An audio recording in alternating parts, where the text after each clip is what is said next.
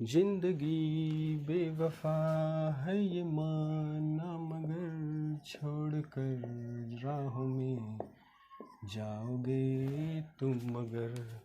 तो जय हिंद मेरे प्यारे साथियों, कैसे हो आप सभी लोग। आई होप कि आप सभी लोग बहुत अच्छे होंगे। दोस्तों, भारतीय डाक विभाग यानी कि इंडिया पोस्ट ऑफिस जीडीएस की ये जो भर्ती आई हुई है 21,438 पदों पर, जिसका कि ऑनलाइन आवेदन वर्तमान समय में चल रहा है। देखिए, इस वैकेंसी को लेकर के बहुत सारे कैंडिडेट अभी भी ऐसे हैं जो कि पूरी तरीके से सोए हुए हैं। उनको पता ही नहीं है कि जीडीएस में नई भर्ती का ऑनलाइन आवेदन जो है वर्तमान समय में चल रहा है और 3 मार्च 2025 ये लास्ट डेट होने वाला है। तो देखिए, जितने भी कैंडिडेट सो रहे हैं उनसे मैं कहना चाहूंगा कि आप सभी लोग कुछ दिन के लिए उठ जाइए और जीडीएस की भर्ती में फॉर्म को अप्लाई कर दीजिए, नहीं तो लास्ट डेट निकल जाएगा और उसके बाद आप कहोगे कि सर जीडीएस की नई भर्ती कब आई थी, मुझे तो पता ही नहीं चला।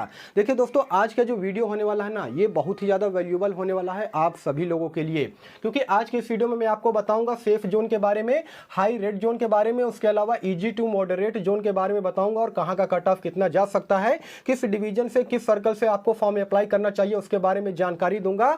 और फॉर्म अप्लाई करने में जैसे फॉर्म एडिट में कौन कौन सी चीजें आप संशोधित कर सकते हो और कौन सी चीजें संशोधित नहीं कर सकते हो, उसका आप करेक्शन नहीं कर पाओगे, उसके बारे में भी यहां पर प्रॉपर जानकारी देने वाला हूं, ठीक है ना। तो हो सकता है कि वीडियो थोड़ा सा लंबा हो जाए, लेकिन वीडियो बहुत ही ज्यादा वैल्यूएबल होगी। वीडियो को आप सभी लोग बिल्कुल अंत तक वॉच कीजिएगा। मेरा नाम विशाल है और ये यूट्यूब चैनल है ये आप ही का है, इसलिए वीडियो को लाइक कीजिएगा, चैनल को सब्सक्राइब कीजिएगा और जितना ज्यादा से ज्यादा हो सकेगा वीडियो को लाइक भी करना है, ठीक है ना। आइए बिना समय गवाए वीडियो को कंटिन्यू करते हैं। ये जो जीडीएस की नई भर्ती निकाली गई है, जीडीएस ऑनलाइन इंगेजमेंट जनवरी शेड्यूल 1 2025 के नाम से, जिसमें कि 21,438 पद शामिल है। इसमें बीपीएम, एबीपीएम और डाक सेवक की सीटें जो है शामिल है, ठीक है ना। इसका ऑनलाइन आवेदन वगैरह स्टार्ट हो चुका है, ये सारी चीजें आपको मालूम है। इसमें ऑल इंडिया के मेल और फीमेल कैंडिडेट अप्लाई कर सकते हैं, बिना परीक्षा सीधी सरकारी नौकरी लगेगी। मतलब कि इसमें आपका किसी प्रकार का कोई भी रिटन एग्जाम नहीं होता है। 10वीं के परसेंटेज के आधार पे आपका क्या होगा, यहां पर सिलेक्शन होगा, मेरिट लिस्ट जो है तैयार की जाएगी। तो सबसे पहले हम लोग बात करेंगे सेफ जोन के बारे में कि कौन सा ऐसा सर्कल है जो कि सेफ जोन के अंतर्गत में कंसीडर किया जाएगा और वहां का कट ऑफ जो है बाकी सर्कल के मुकाबले कम आपको देखने को मिलेगा।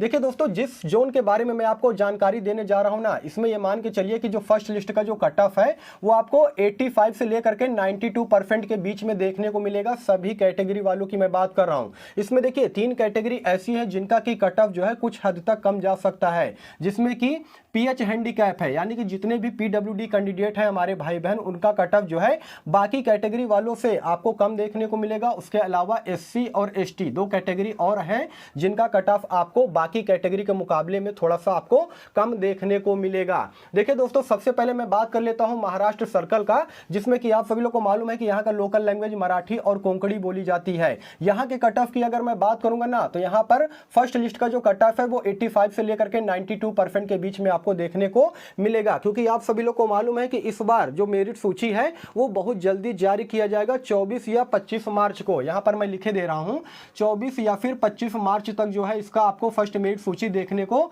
मिल जाएगा। तो आज तारीख कितनी है, आज 22 तारीख है, 22 फरवरी। तो मात्र यहां पर 1 महीने का समय जो है आपके पास है। इसके बाद जो है मेरिट सूचियां आनी स्टार्ट हो जाएंगी और इस बार की अगर मैं बात करूंगा तो तकरीबन 7 से 8 मेरिट सूची आपको देखने को मिलेगा जीडीएस की इस भर्ती को लेकर के। देखिए दोस्तों, महाराष्ट्र सर्कल की अगर मैं बात करूंगा तो इसके अंतर्गत कुछ डिवीजन भी आते हैं, जैसे कि बीड़ हो गया, अकोला हो गया, पालघर वगैरह हो गया। यहाँ का कट ऑफ काफी कम जाता है, इसके रिगार्डिंग में मैंने सेपरेटेड वीडियो बनाया था। उसके अलावा गुजरात की अगर मैं बात करूंगा दोस्तों, तो यहाँ का लोकल लैंग्वेज गुजराती बोली जाती है, तो यहाँ पर गुजरात के कैंडिडेट ही फॉर्म को अप्लाई कर पाएंगे। और यहाँ के कट ऑफ की अगर मैं बात करूंगा तो इस बार तकरीबन 85 से लेकर के 92% के बीच में आपको कट ऑफ देखने को मिल सकता है। उसके अलावा जितने भी पीएच हैंडीकैप हमारे भाई बहन है, उनका यह भी हो सकता है कि 80% में भी उनका सिलेक्शन हो जाए, क्योंकि रिजर्वेशन कोटे का सबसे ज्यादा लाभ जो है इन्हीं कैंडिडेट को मिलता है। उसके अलावा अरुणाचल प्रदेश की अगर मैं बात करूंगा दोस्तों, तो देखिए बहुत सारे हिंदी भाषी सर्कल के स्टूडेंट थे जो कि मुझसे पूछ रहे थे कि सर मैं जो है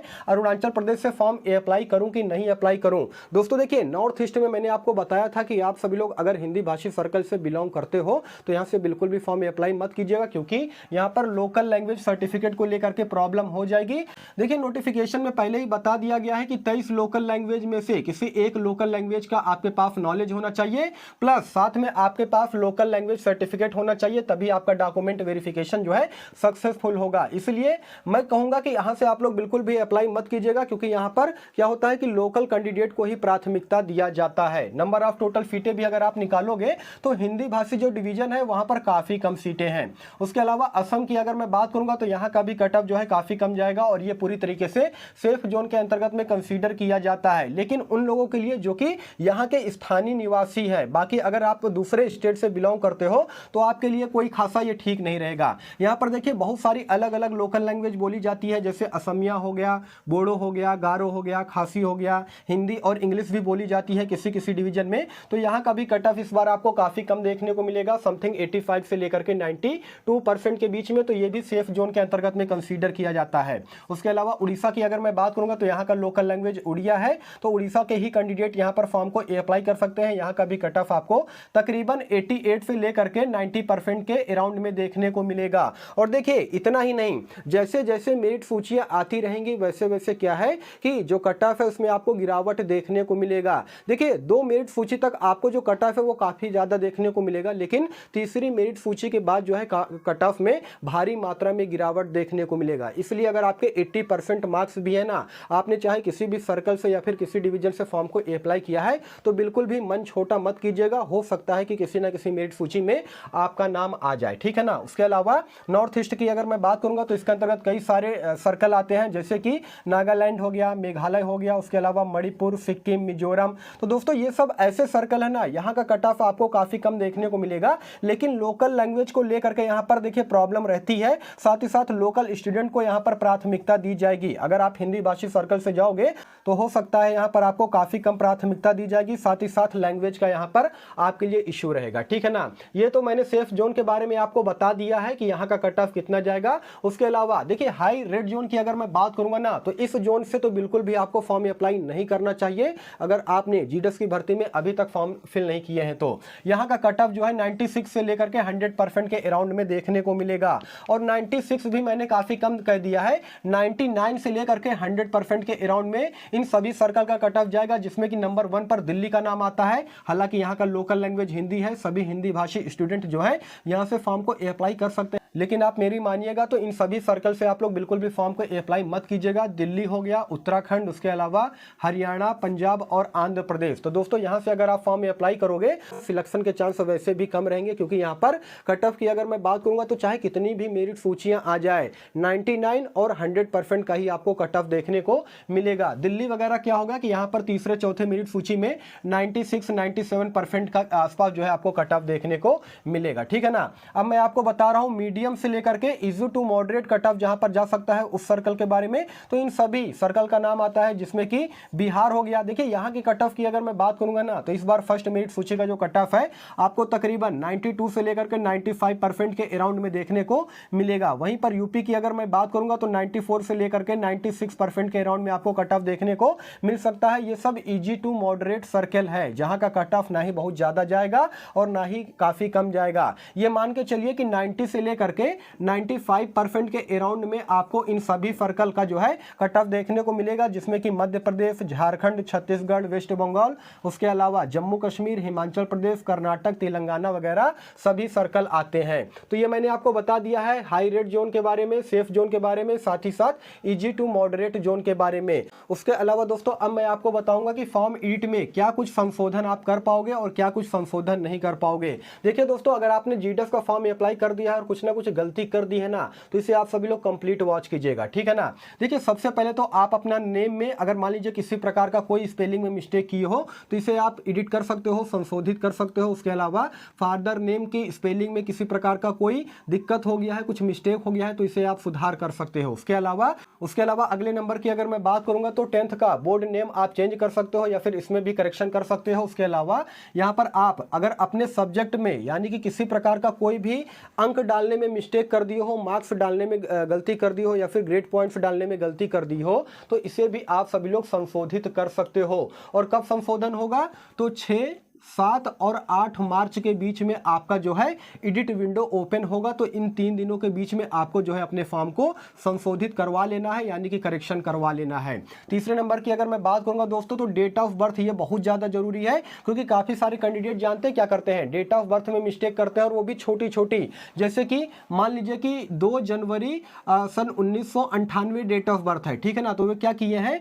कि 2 जनवरी की जगह पर 4 जनवरी कर दिए हैं, या फिर 1998 की जगह पर 1996 कर दिए हैं। तो ये सारी गलती बिल्कुल भी नहीं होना चाहिए, नहीं तो डॉक्यूमेंट वेरिफिकेशन में आगे चल करके प्रॉब्लम हो जाएगा, ठीक है ना। बारीक से बारीक चीजों को यहाँ पर देखा जाता है, इसलिए अगर कोई गलती कर दी हो तो डेट ऑफ बर्थ में आप सभी लोग इसे संशोधित कर सकते हो। उसके अलावा डिवीजन चेंज हो जाएगा। जी हाँ दोस्तों, अगर आपने मान लीजिए कि किसी भी सर्कल से फॉर्म को अप्लाई किया है, जैसे सपोज दैट उत्तर प्रदेश के लखनऊ डिवीजन से आपने जो है फॉर्म अप्लाई किया है, और आप चाहते हो कि यार लखनऊ से नहीं, मुझे बाराबंकी से फॉर्म अप्लाई करना चाहिए, क्योंकि वहां पर कट ऑफ जो है काफी कम जाएगा और वहां से मेरा सिलेक्शन हो जाएगा। तो दोस्तों ये चीज आप चेंज कर सकते हो कि लखनऊ के बजाय जो है आप जो है बाराबंकी कर सकते हो, फतेहपुर कर सकते हो, रायबरेली कर सकते हो, या फिर अलग अलग डिवीजन जो है बदल सकते हो। लेकिन हाँ, सर्कल नहीं चेंज कर पाओगे। कहने का मतलब ये है कि आपने अगर यूपी सर्कल से फॉर्म को अप्लाई किया है, तो यूपी की जगह पर आप इसे बिहार नहीं कर सकते हो, या फिर मध्य प्रदेश नहीं कर सकते हो, झारखंड नहीं कर पाओगे। कहने का मतलब यह है कि यहाँ पर सर्कल बिल्कुल भी चेंज नहीं होगा। साथ ही साथ अगले नंबर की मैं बात करूंगा, तो आधार कार्ड नंबर में किसी प्रकार का कोई भी मिस्टेक आपने किया हो तो उसे भी आप सभी लोग सुधार कर सकते हो। अब मैं आपको बताऊंगा यहाँ पर क्या कुछ एडिट नहीं हो पाएगा, क्या कुछ का संशोधन आप लोग नहीं कर पाओगे, तो इसे आप लोग ध्यान से देखिएगा। सबसे पहले रजिस्ट्रेशन नंबर, आपने जो भी वहां पर आपका रजिस्ट्रेशन नंबर है ना, रजिस्ट्रेशन नंबर बिल्कुल भी चेंज नहीं होगा। उसके अलावा मोबाइल नंबर भी चेंज नहीं हो सकता है, और ईमेल आईडी भी बिल्कुल भी चेंज नहीं होगा। जो भी आपने ये सारी चीजें इंफॉर्मेशन दिया है फॉर्म अप्लाई करते टाइम पर, तो यही डेटा आपका पूरी तरीके से सेफ रहेगा, ठीक है ना। बहुत सारे कैंडिडेट क्या कर रहे हैं कि डुप्लीकेट रजिस्ट्रेशन का यूज करके 2 सर्कल से फॉर्म को अप्लाई कर रहे हैं। वे सारे के सारे बच्चे आगे चल करके पकड़े जाएंगे डॉक्यूमेंट वेरिफिकेशन में, क्योंकि डिजी लॉकर के माध्यम से डॉक्यूमेंट वेरिफिकेशन होता है, आप ट्रेस कर लिए जाओगे। इसलिए ये गलती मत करना, डुप्लीकेट रजिस्ट्रेशन के थ्रू जो है 2 सर्कल से आप लोग बिल्कुल भी फॉर्म में अप्लाई मत कीजिए, ठीक है ना। उसके अलावा सर्किल चेंज नहीं होगा, ये मैंने आपको पहले ही बता दिया है।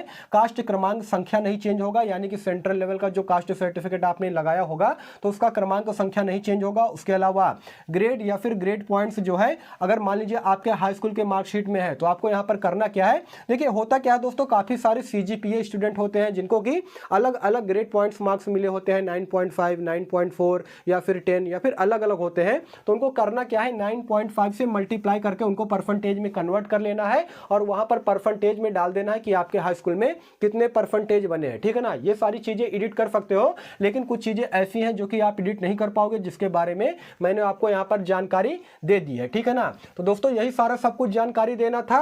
बाकी वीडियो अगर आपको इन्फॉर्मेटिव लगा हो तो वीडियो को लाइक कीजिएगा, चैनल को सब्सक्राइब कीजिएगा, और हाँ, इस अपडेट को लेकर के आपके मन में किसी प्रकार का कोई भी डाउट है ना, तो आप मुझे इंस्टाग्राम पे पर्सनल मैसेज कर सकते हो। इंस्टाग्राम का जो लिंक है मैं वीडियो के डिस्क्रिप्शन में दे दूंगा, या फिर आपको बायो में देखने को मिल जाएगा, वहां से आप मुझे पर्सनल मैसेज कर सकते हो, ठीक है ना। बाकी फिर मिलूंगा किसी नेक्स्ट वीडियो में, तब तक के लिए धन्यवाद।